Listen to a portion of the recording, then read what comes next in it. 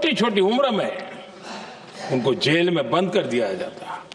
और उन दिनों खास करके बंगाल की गलियों में लगातार वंदे मातरम के लिए प्रभात फेरियां निकलती थी।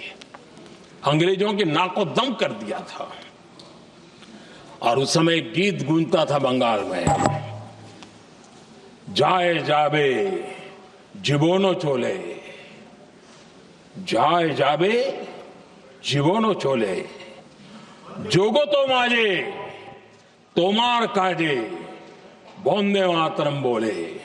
अर्थात हे मां, संसार में तुम्हारा काम करते और वंदे मातरम कहते जीवन भी चला जाए तो वो जीवन भी धन्य है।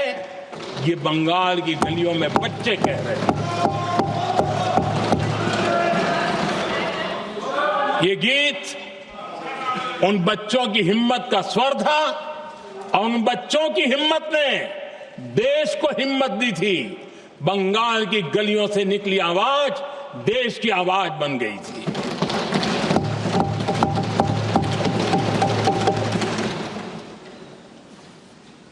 उन्नीस 1905 में फरीदपुर के गांव में बहुत छोटी छोटी उम्र के बच्चे जब वंदे मातरम के नारे लगा रहे थे, अंग्रेजों ने बेरहमी से उन पर कोड़े मारे थे। यानी एक प्रकार से जीवन और मृत्यु के बीच लड़ाई लड़ने के लिए मजबूर कर दिया था। इतना अत्याचार हुआ था। 1906 में नागपुर में नील सिटी हाई स्कूल के उन बच्चों पर भी अंग्रेजों ने ऐसे ही जुल्म किए थे। गुनाह यही था कि वो एक स्वर से वंदे मातरम बोल करके खड़े हो गए थे। उन्हें वंदे मातरम के लिए मंत्र का महात्म्य अपनी ताकत से सिद्ध करने का प्रयास किया था।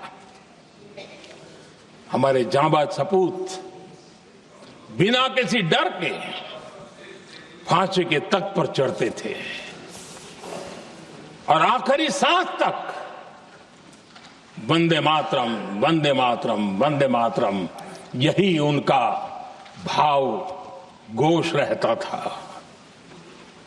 खुदीराम बोस, मदनलाल ढींगरा, राम प्रसाद बिस्मल, अशफाक उल्लाह खान, रोशन सिंह, राजेंद्र नाथ लाहिड़ी, रामकृष्ण विश्वास, अनगिनत जिन्होंने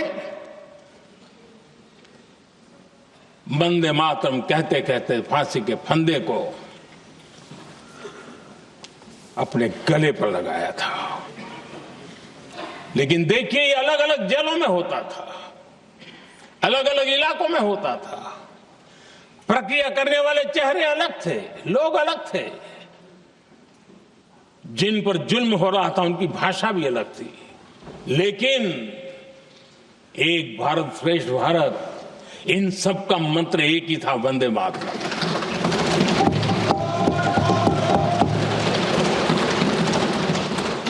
चटगांव की स्वराज क्रांति, जिन युवाओं ने अंग्रेजों को चुनौती दी, वे भी इतिहास के चमकते हुए नाम है।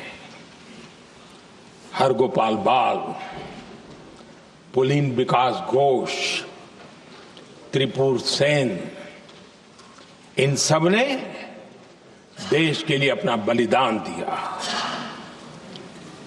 मास्टर सूर्यसेन को 1934 में जब फांसी दी गई, तब उन्होंने अपने साथियों को एक पत्र लिखा और पत्र में एक ही शब्द की गूंज थी और वो शब्द था वंदे मातरम।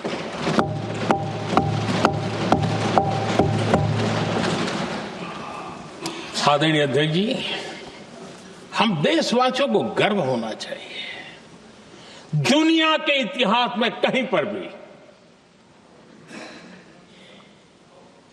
ऐसा कोई काव्य नहीं हो सकता, ऐसा कोई भावगीत नहीं हो सकता जो सदियों तक एक लक्ष्य के लिए कोटि कोटि जनों को प्रेरित करता हो और जीवन आहूत करने के लिए निकल पड़ते हो, दुनिया में ऐसा कोई भावगीत नहीं हो सकता जो वंदे मातरम। पूरे विश्व को पता होना चाहिए कि गुलामी के कालखंड में भी ऐसे लोग हमारे यहां पैदा होते थे जो इस प्रकार के भावगीत की रचना कर सकते थे। ये विश्व के लिए अजूबा है, हमें गर्व से कहना चाहिए, तब दुनिया भी मानना शुरू करेगी। ये हमारी स्वतंत्रता का मंत्र था, ये बलिदान का मंत्र था, ये ऊर्जा का मंत्र था, ये सात्विकता का मंत्र था, ये समर्पण का मंत्र था, ये त्याग और तपस्या का मंत्र था, संकटों को सहने का सामर्थ्य देने का ये मंत्र था, और वो मंत्र वंदे मातरम था। और इसलिए गुरुदेव रविंद्रनाथ टैगोर ने लिखा था, उन्होंने लिखा था, एकी सूत्रे बांधी आछी सोहस्टोटी मौन, एक ही कार्य सौंपी आछी सहस्त्रो जीवन वंदे मातरम। अर्थात एक सूत्र में बंधे हुए सहस्त्र मन, एक ही कार्य में अर्पित सहस्त्र जीवन वंदे मातरम। ये रविंद्रनाथ टैगोर जी ने लिखा। आदरणीय अध्यक्ष जी, उसी कालखंड में वंदे मातरम की रिकॉर्डिंग दुनिया के अलग अलग भागों में पहुंची और लंदन में जो क्रांतिकारियों की एक प्रकार से तीर्थ भूमि बन गया था, वो लंदन का इंडिया हाउस, वीर सावरकर जी ने वहां वंदे मातरम गीत, और वहां ये गीत बार बार गूंजता था। देश के लिए जीने मरने वालों के लिए वो एक बहुत बड़ा प्रेरणा का अवसर रहता था। उसी समय बिपिन चंद्र पाल और महर्षि अरविंद घोष, उन्होंने अखबार निकाले, उस अखबार का नाम भी उन्होंने वंदे मातरम रखा। यानी डगर डगर पर अंग्रेजों की नींद हराम करने के लिए वंदे मातरम काफी हो जाता था, और इसलिए उन्होंने इस नाम रखा। अंग्रेजों ने अखबारों पर रोक लगा दी, तो मैडम भिकाजी कामा ने पेरिस में एक अखबार निकाला और उसका नाम उन्होंने वंदे मातरम रखा। आदरणीय अध्यक्ष जी, वंदे मातरम ने भारत को स्वावलंबन का रास्ता भी दिखाया। उस समय माचिस की डिबिया, मैच बॉक्स, वहां से लेकर के बड़े बड़े शिप, उस पर भी वंदे मातरम लिखने की परंपरा बनी और बाहरी कंपनियों को चुनौती देने का एक माध्यम बन गया, स्वदेशी का एक मंत्र बन गया। आजादी का मंत्र स्वदेशी के मंत्र की तरफ विस्तार होता गया। आदरणीय अध्यक्ष जी, मैं एक और घटना का जिक्र भी करना चाहता हूं। 1907 में जब वीओ चिदम्बरम पिल्लाई, उन्होंने स्वदेशी कंपनी का जहाज बना, तो उस पर भी लिखा था वंदे मातरम।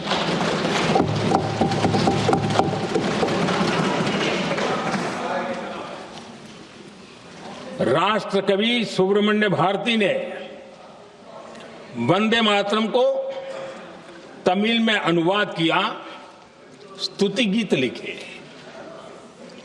उनके कई तमिल देशभक्ति गीतों में वंदे मातरम की श्रद्धा साफ साफ नजर आती है।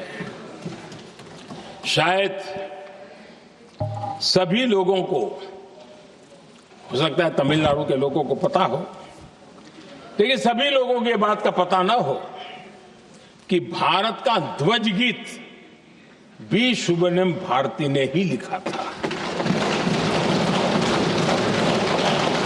उस ध्वज गीत का वर्णन जिस पर वंदे मातरम लिखा हुआ था, तमिल में इस ध्वज गीत का शीर्षक था ताइन माणी कोडी पारिल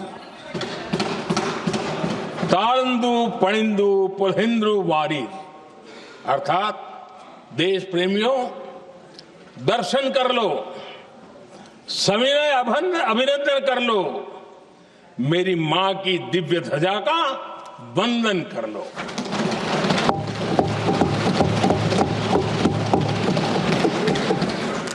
आदरणीय अध्यक्ष महोदय, मैं आज इस सदन में वंदे मातरम पर महात्मा गांधी की भावनाएं क्या थी वो भी रखना चाहता हूं। दक्षिण अफ्रीका से प्रकाशित एक साप्ताहिक पत्रिका निकलती थी, इंडियन ओपिनियन, और इस इंडियन ओपिनियन में महात्मा गांधी ने 2 दिसंबर 1905 जो लिखा था उसको मैं कोट कर रहा हूं। उन्होंने लिखा था, महात्मा गांधी ने लिखा था, गीत वंदे मातरम जिसे बंकिम चंद्र ने रचा है पूरे बंगाल में अत्यंत लोकप्रिय हो गया है। स्वदेशी आंदोलन के दौरान बंगाल में विशाल सभाएं हुई जहां लाखों लोग इकट्ठा हुए और बंकिम का यह गीत गाया। गांधी जी आगे लिखते हैं, ये बहुत महत्वपूर्ण है, वो लिखते हैं, ये 1905 की बात है, उन्होंने लिखा, यह गीत इतना लोकप्रिय हो गया है जैसे ये हमारा नेशनल एंथम बन गया है।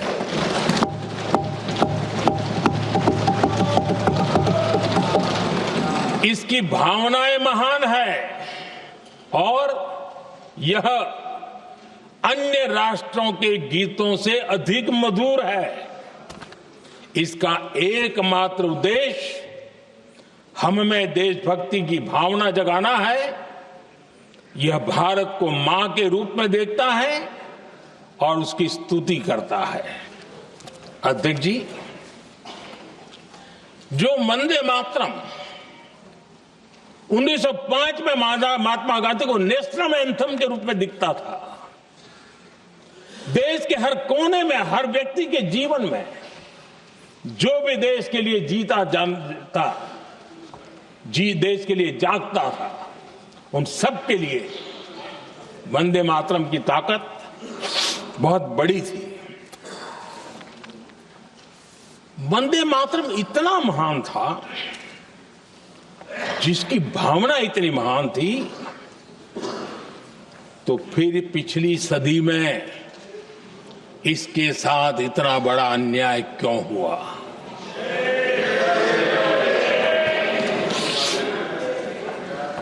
वंदे मातरम के साथ विश्वासघात क्यों हुआ?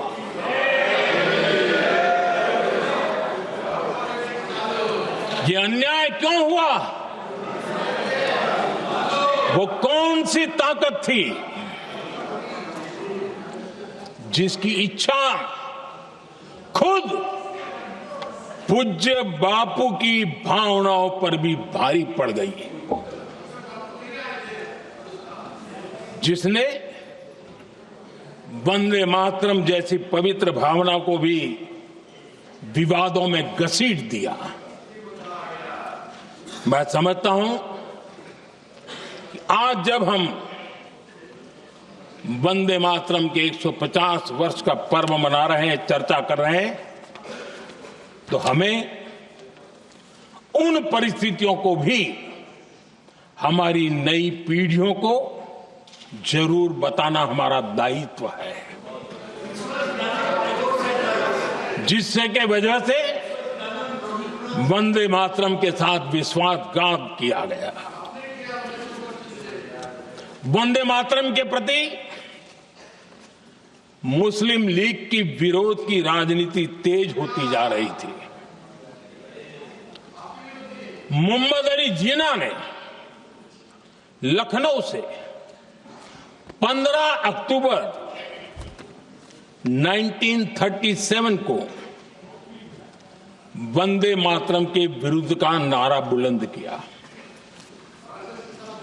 फिर कांग्रेस के तत्कालीन अध्यक्ष जवाहरलाल नेहरू को अपना सिंहासन डोलता दिखा। बजाय कि नेहरू जी मुस्लिम लीग के आधारहीन बयानों को तगड़ा जवाब देते, करारा जवाब देते, मुस्लिम लीग के बयानों की निंदा करते,